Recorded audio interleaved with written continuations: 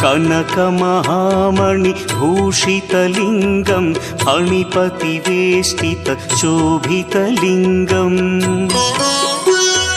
दक्षसुयज्ञविनाशनलिङ्गं तत्प्रणमामि सदा शिवलिङ्गम् कुङ्कुमचन्दनलेपितलिङ्गं पङ्कजहार सुशोभितलिङ्गम्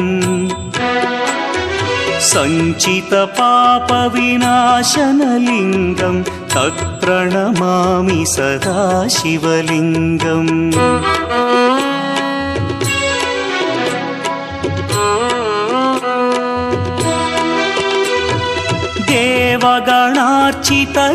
देवगणार्चितसेवितलिङ्गं भावैर्भक्तिभिरेव च लिङ्गं दिनकरकोटिप्रभाकर